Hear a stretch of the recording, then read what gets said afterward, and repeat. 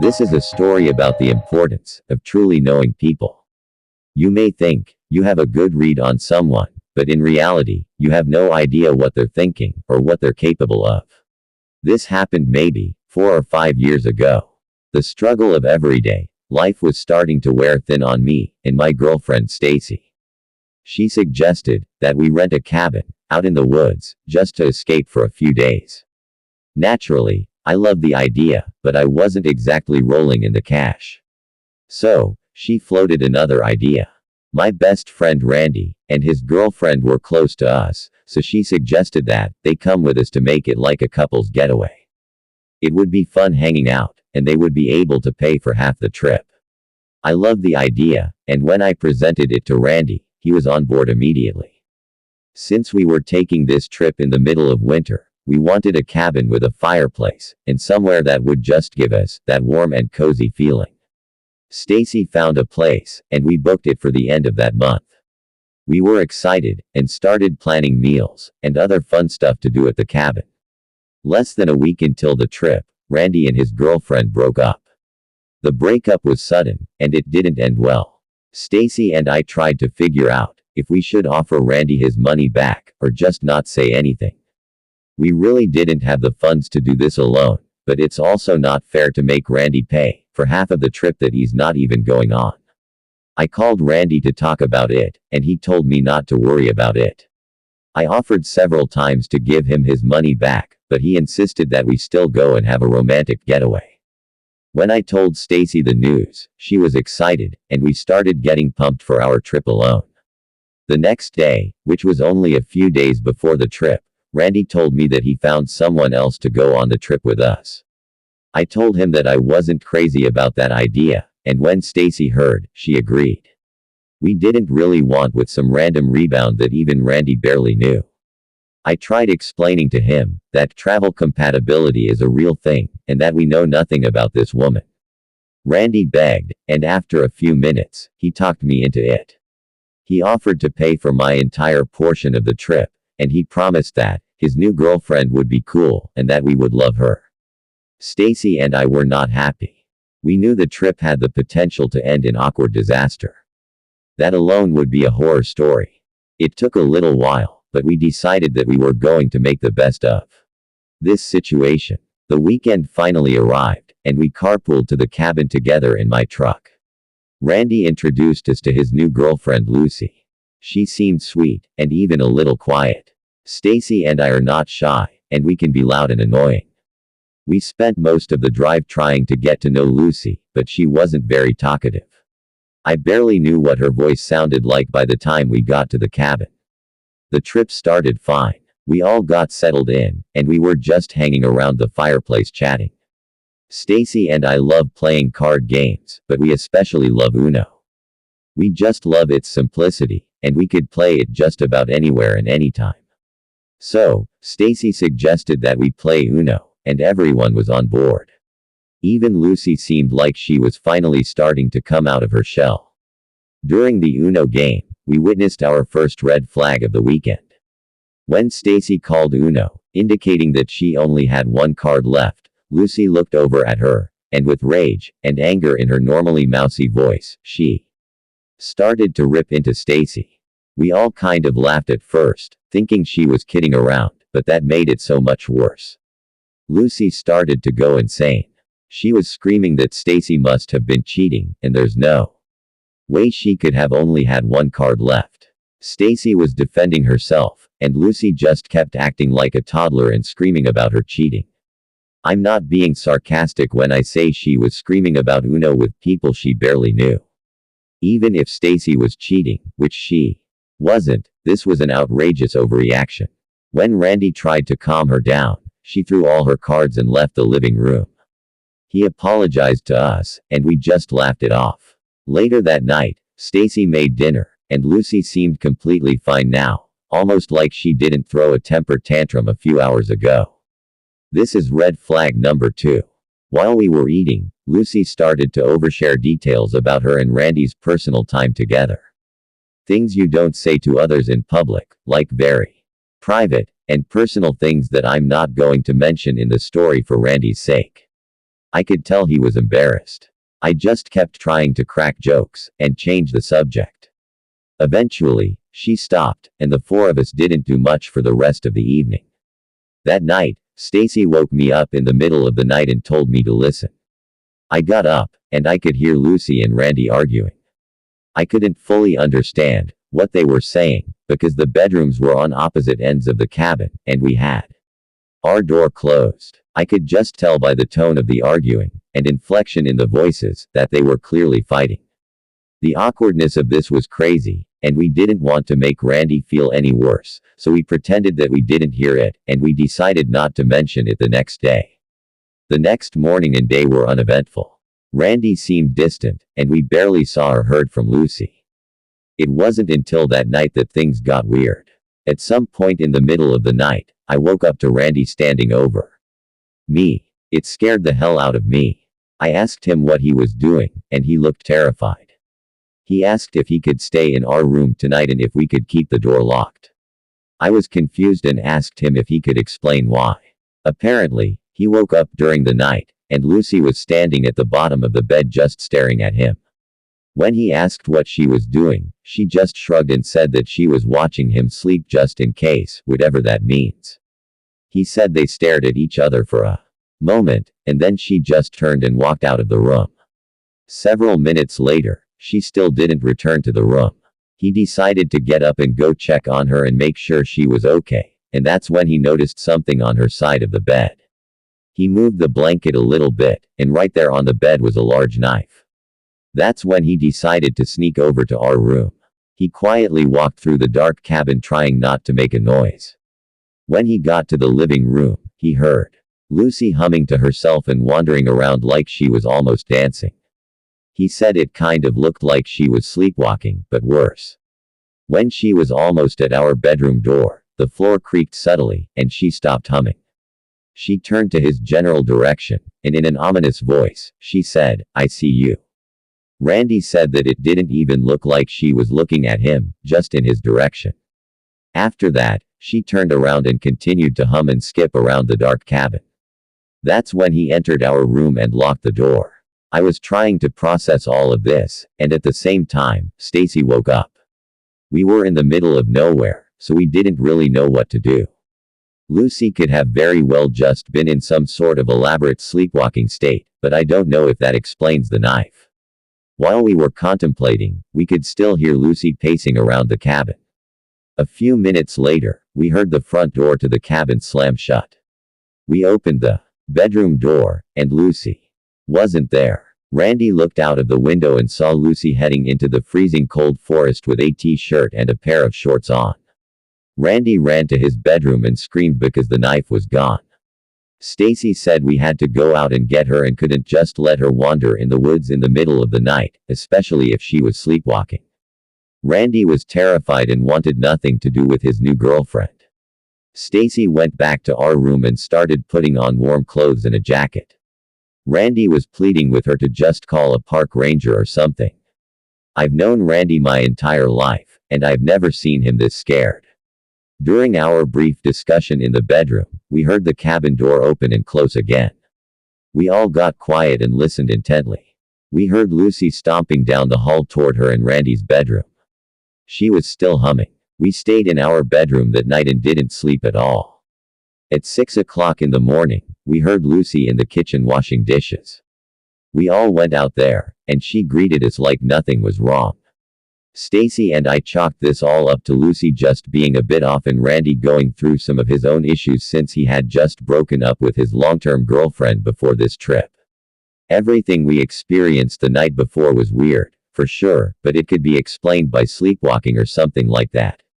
Randy was convinced that something darker was at play here, but Stacy dismissed it right away. She went to help Lucy clean, and I tried to console Randy the best I could before he went back to his bedroom. Not 2 minutes later, he texted me and told me to go to his bedroom right now and not to tell anyone. I went over there, and he showed me something horrifying. While he was packing up his stuff, he moved Lucy's bag. When he set her bag down, a large knife fell out of the side, the same knife that Randy saw the night before. I could see and feel how scared Randy was. He put the knife back in her bag and waited in the living room for everyone else to be ready to leave. The drive home was full of tension. Just knowing that Lucy had that knife in her bag freaked me out. Thankfully, we made it home safe and physically unharmed. Randy ghosted Lucy after that, and she must not have cared because she never tried to get a hold of him, either. Occasionally, Stacy will still try to find Lucy on social media, but she's never had any luck. She's even looked at inmate lockup records, and still no Lucy. It's like there's no record of Lucy existing, making us feel like she was clearly using a fake name. But if that's the case, what did she want?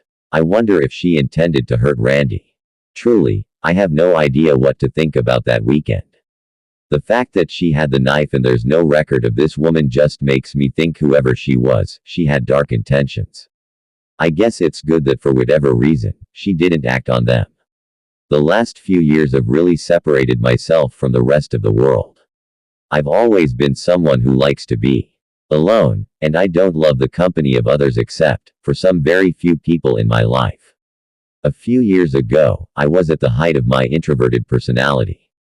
I would go out of my way to find peace and quiet. During this time of my life, I would often find cabins and other secluded places to stay on the weekends whenever I had the funds to make it happen. That may seem ridiculous to some people, but my anxiety for just normal interactions with people was so bad at this point that I would go to those extreme lengths just to be alone. This extreme habit continued for about 2 years. During that time, something happened at one of my weekend cabin getaways that really freaked me out. The weekend started like any other one. I found a secluded cabin about 2 hours from home and made the trek out there. I usually would use that weekend time to hike, spend time outdoors, and mostly just catch up on reading.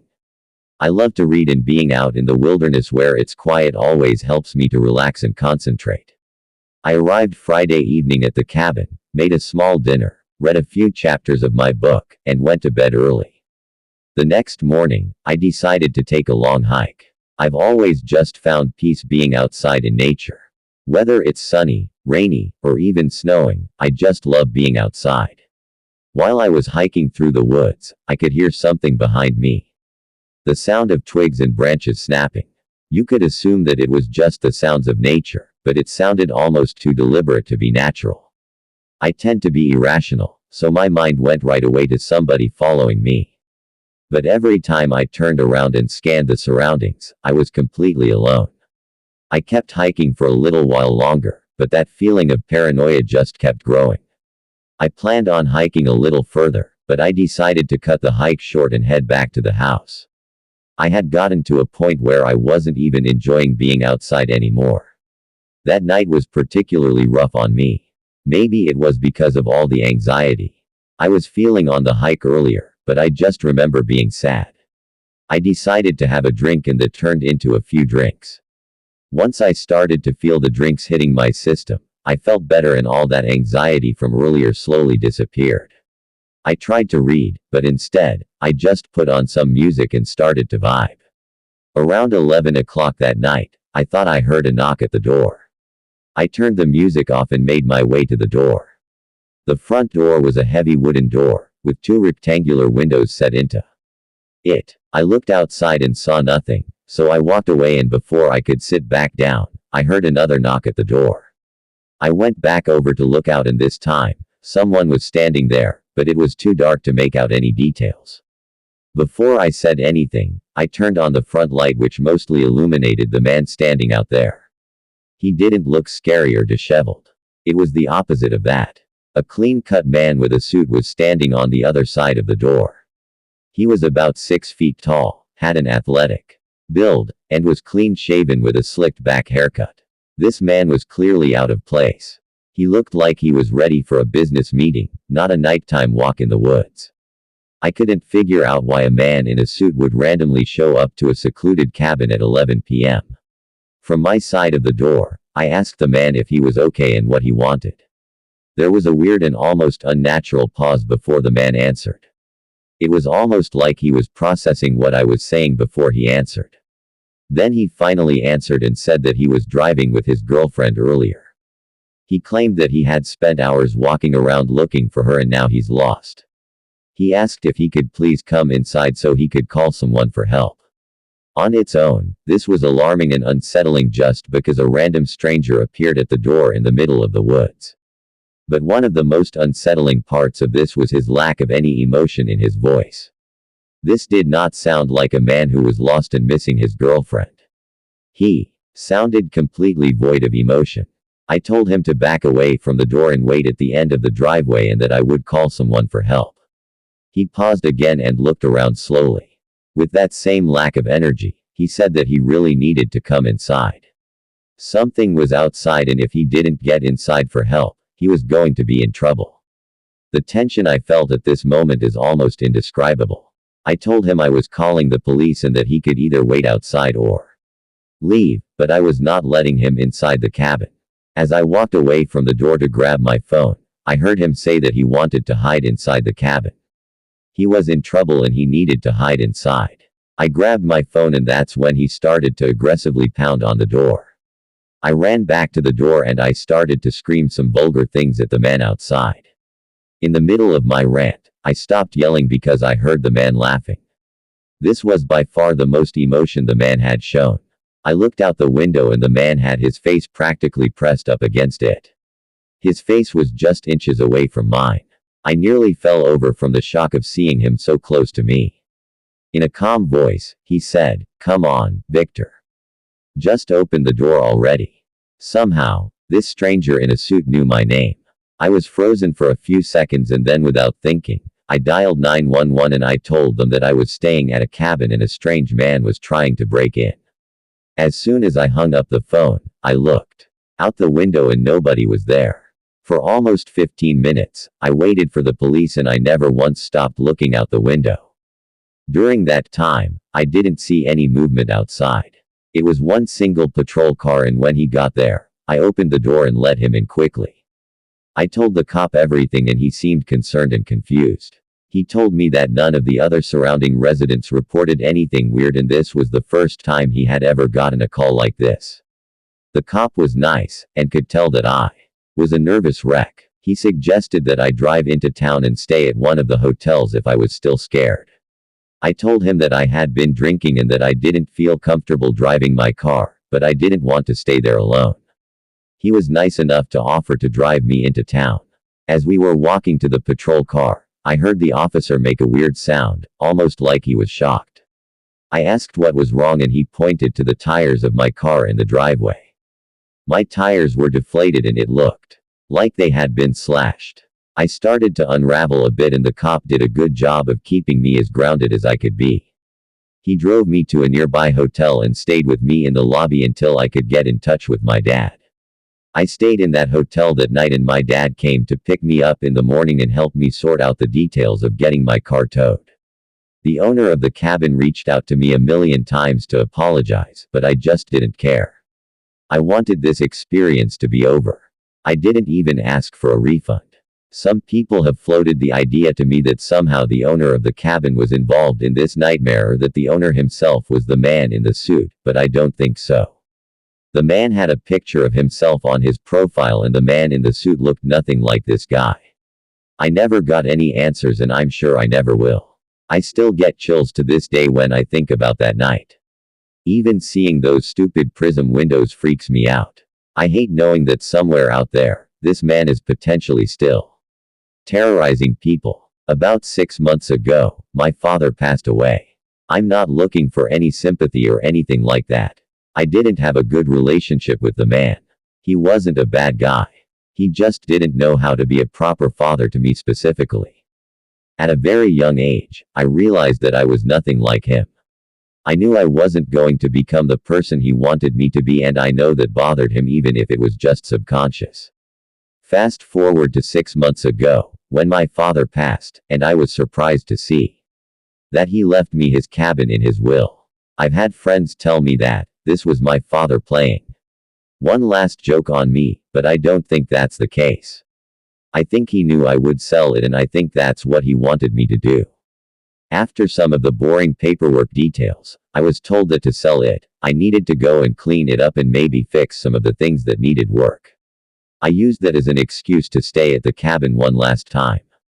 This was my way of saying goodbye to my father. When I arrived at the cabin, the first thing I noticed was the horrific smell. It smelled like death in there, and no, heat music didn't pass away in the cabin. He actually hadn't been to the cabin in almost a year before he died. I looked around for any dead animals, but I think the place just stunk from years of not being cleaned properly. The next thing I noticed after the smell was that the cabin looked exactly how I remembered it looking when I was 10. He still had the same setup, the same gross couches, the same bookshelves. Literally everything was the same. I spent a few hours downstairs deep cleaning every inch of that place.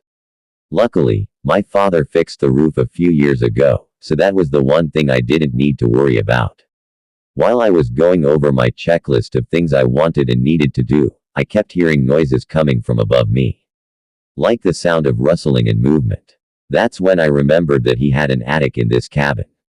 Attic might be a stretch. It's really like a mix of an attic and a crawl space. Almost like it doesn't know exactly what it wants to be. There's a back hallway in the cabin, and located on the ceiling in the back hall is a pull-down cord. When you pull the cord, the door opens and one of the retractable ladders comes down. I slowly started going up the ladder, and I was prepared to be attacked by a legion of raccoons or squirrels. Instead, I was attacked by an even more foul smell than before. I started to cough from the horrible smell in the attic. After my coughing spell, I looked around music and was disgusted. There were boxes everywhere, but the worst part was that there was trash all over the place. Wrappers from food, empty beer cans, and just garbage everywhere. I knew my dad was not the cleanest person, but I also didn't think my dad was this messy and disgusting.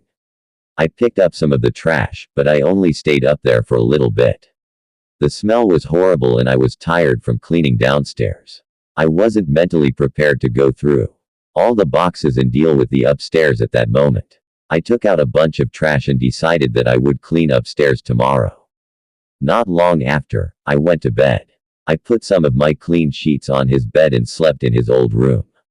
I woke up during the night because I thought I heard the sound of rustling again.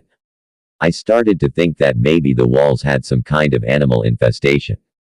That would explain why I kept hearing movement, and if animals were living in the walls, maybe animals were also dying in the walls, and that would explain the smell.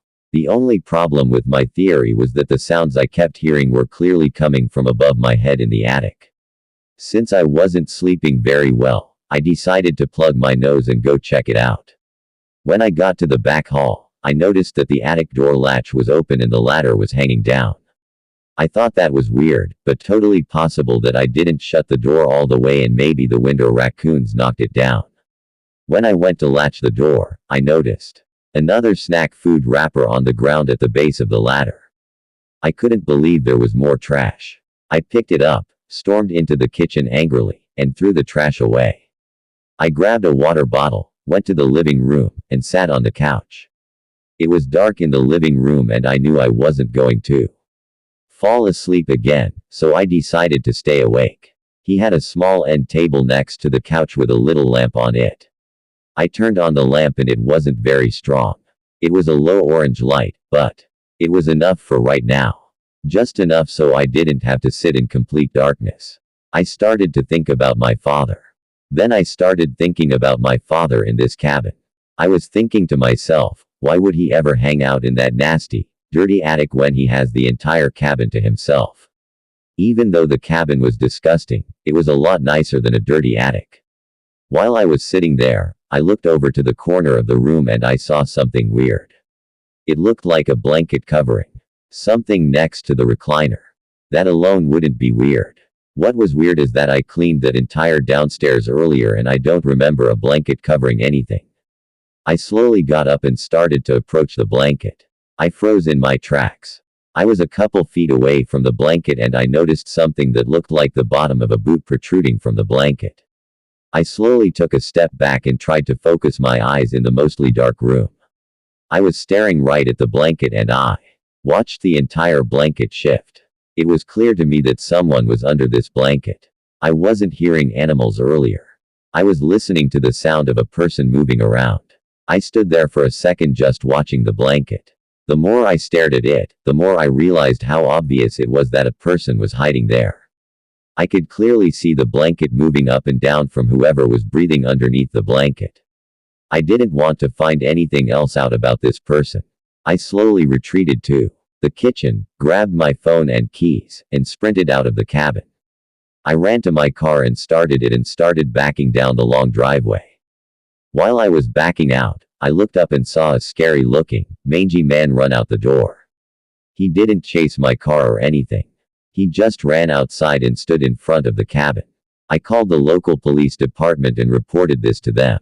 They told me that because my father hadn't been living in the cabin for some time, some random person probably moved in there for warmth, and when nobody ever came to the cabin, he probably just stayed. Judging by the smell, he figured that the man was probably there for at least a year, which makes sense because my father hadn't been to the cabin in a while before he passed away. By the time the police showed up, the man was gone. I have no other information about who the man was, where he came from, or where he went. I don't think he intended to hurt me unless he had to. He clearly had a lot of chances and didn't do anything, but it doesn't change the fact that I was sitting next to a strange man who had been living in filth in my father's attic. I never took another step inside that cabin after that night. I hired someone to clean it out without even telling them. Maybe that makes me a jerk. They got rid of everything inside and I sold it as is. I hope whoever owns the cabin now is as happy as my father was in that place and that they never have to deal with the surprise visitor. Thank you so much guys for watching.